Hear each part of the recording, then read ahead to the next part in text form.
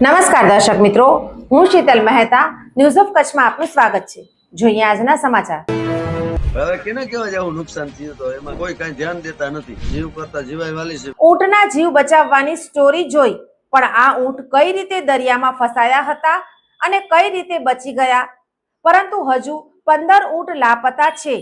આ દરિયાઈ ઊંટનો જેના ઉપર નિભાવ છે તેવા ચેરિયાના જંગલ નષ્ટ થતા સમગ્ર પ્રજાતિ જોખમમાં છે। થોડા દિવસો પહેલા દેવભૂમિ દ્વારકા જિલ્લાના વાડીનારમાં 30 થી વધુ ઊંટ દરિયામાં તરતા તરતા જેટી સુધી પહોંચી ગયા હતા। એને જોઈને સૌને નવાઈ લાગી હતી। પહેલા એવું મનાતું હતું કે આ ઊંટો છેક કચ્છથી દરિયામાં તરીને વાડીનાર પહોંચ્યા હતા, પણ હકીકત કંઈક જુદી જ છે। ઊંટના માલિક જગાભાઈ રબાડી વાડીનાર નજીકના પડાણા ગામે હાઈવેની બાજુમાં રહે છે। વાડીનારથી પડાણા ગામનું અંતર અંદાજે 20 કિલોમીટર થાય છે, એટલે આ ઊંટો કચ્છથી નહીં પણ પડાણાથી નીકળ્યા હતા અને પછી દરિયામાં તણાયા હતા। જગાભાઈના દાવા પ્રમાણે એ દિવસે દરિયામાં તણાયેલા 15 ઊંટનો હજુ પણ પત્તો મળ્યો નથી। કચ્છના ઊંટ ઉછેરક માલધારી સંગઠને જામનગર જિલ્લા કલેક્ટર સમક્ષ આ રજૂઆત કરી છે અને વળતર પણ માંગ્યું છે। જે દિવસે ઘટના બની એના આગળના દિવસે સાંજનો સમય થયો એટલે છોકરાઓને એવું થયું કે ઊંટોને બાજુના પારામાં બેસાડી દઈએ અને સવારે અહીંથી લઈ જઈશું। જો કે એ દિવસે હું ત્યાં હાજર નહોતો। બીજા દિવસે જ્યારે સવારે તેઓ ઊંટ લેવા માટે ગયા તો ત્યાં ઊંટો જોવા ન મળ્યા। છોકરાઓને એવું થયું કે ઊંટો આમ ગયા હશે કે તેમ ગયા હશે, એટલે એની શોધખોળ શરૂ કરી દેવામાં આવી। બધા જ લોકો ચિંતામાં હતા કે આ ઊંટો ગયા ક્યાં। ત્યાં થોડાક સમય પછી પોલીસને જાણ થઈ। બીજી તરફ સમાચારમાં આવ્યું કે કચ્છમાંથી ઊંટો તણાઈને આવ્યા છે, પણ એ કચ્છના નહીં, અમારા જ ઊંટો હતા। આ ઊંટો ખોરાકની શોધમાં ને શોધમાં દરિયાની અંદર ઉતરી ગયા હશે। એ બાદ તેઓ ખોરાકની શોધમાં ને શોધમાં અંદરને અંદર ફર્યા હશે। બીજા દિવસે તેઓ જેટી પાસે દેખાયા હતા ત્યારે ખબર પડી કે આ તો આપણા જ ઊંટો છે। આ ઊંટો અમારો જે રહેણાંક વિસ્તાર છે એનાથી પણ 10 કિલોમીટર દૂર આવેલા વાડીનાર પાસે મળ્યા હતા। આ ઊંટોમાંથી મારા 10 અને બીજાના 5 એમ કુલ મળીને 15 જેટલા ઊંટો હજુ સુધી મળ્યા નથી। ખારાઈ ઊંટોને ખોરાકમાં ચેરિયા જ ભાવે છે। એક સમયે અમારા વિસ્તારમાં 15 થી 16,000 ઊંટ જોવા મળતા હતા, પણ આજે એની સંખ્યા ઘટીને 600 થી 700 જેટલી થઈ ગઈ છે। આ પાછળ ઘણા કારણો છે।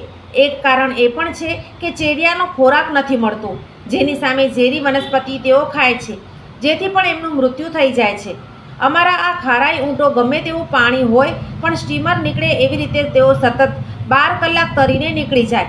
કેટલાક ઊંટ એવા પણ હોય છે કે જે નબળા હોય છે, જેના કારણે એ લાંબો સમય સુધી તરી શકતા નથી। આશાભાઈ રબારીએ જણાવ્યું કે હાલ ગુજરાતમાં ખંભાત, ભાવનગર, જામનગર, કંડલા, ભચાઉ, મુન્દ્રા, ગાંધીધામ, માંડવી, નલિયા, લખપત અને બન્ની સહિતના વિસ્તારોમાં જ્યાં જ્યાં દરિયા કિનારો છે ત્યાં ત્યાં ખારાઈ ઊંટને ચારતા માલધારીઓ વસી રહ્યા છે। સમગ્ર કચ્છમાં 300 થી 350 માલધારીઓ છે, જેમની પાસે અંદાજે 1500 થી 2000 કરતાં વધારે ખારાઈ ઊંટ છે। એમાં કોઈની પાસે 50 તો કોઈની પાસે 100 ઊંટ હશે। હમણાં જે ઘટના બની એમાં પણ એવું જ બન્યું કે આ ઊંટો ચેરિયાની શોધમાં આગળ ને આગળ નીકળી ગયા હશે અને પછી એ દરિયામાં તણાઈ ગયા હશે અને કેટલાક ડૂબી ગયા હશે। આમ તો ખારાઈ ઊંટો ગમે એટલું પાણી હોય તો એમાં ડૂબતા નથી, પણ કેટલીક વાર સમુદ્રી વેલા કે કોઈ દોરી જેવા વસ્તુ તેમના પગમાં ફસાઈ જાય અથવા તો કીચડમાં તેમના પગ ખૂંપી જાય ત્યારે તેઓ ફસાઈ જાય છે અને મૃત્યુ પામે છે।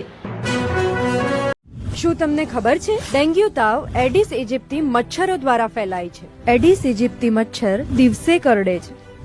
આ મચ્છર ઘરમાં જમા થયેલ પાણીમાં ઉત્પન્ન થાય છે। આ મચ્છર ઉત્પન્ન ના થાય એના માટે શું કરવું જોઈએ? દર રવિવારે માત્ર 10 મિનિટ ફાળવીએ અને મચ્છરોને ઉત્પન્ન થતા અટકાવીએ। આપણા ઘરની અંદર તેમજ આસપાસના 10 મીટરના વિસ્તારમાં રહેલા ઉપયોગમાં લેવાતા પાણીના પાત્રોને હવાચુસ્ત ઢાંકણથી બંધ કરીએ। જેની જરૂર ના હોય એવા બિનઉપયોગી સંગ્રહ કરેલા પાણીનો નિકાલ કરીએ। એટલું જ નહીં, આ બાબતની માહિતી આપણે આપણા આસપાસના 10 લોકોને આપી આપણા શેરી અને મહોલ્લાને મચ્છરજન્ય રોગચાળાથી બચાવીએ। આપણા પરિવાર માટે 10 મિનિટ ફાળવીએ, મચ્છરોની ઉત્પત્તિ અટકાવી મચ્છરજન્ય રોગોથી બચીએ। આરોગ્ય અને પરિવાર કલ્યાણ વિભાગ, ગુજરાત સરકાર દ્વારા જનહિતમાં જારી। દર્શક મિત્રો, આજે તારીખ 22 જુલાઈ 2025 આ હતા આજના સમાચાર। આવતીકાલે ફરી મળીશું। ત્યાં સુધી મને રજા આપશો. નમસ્કાર.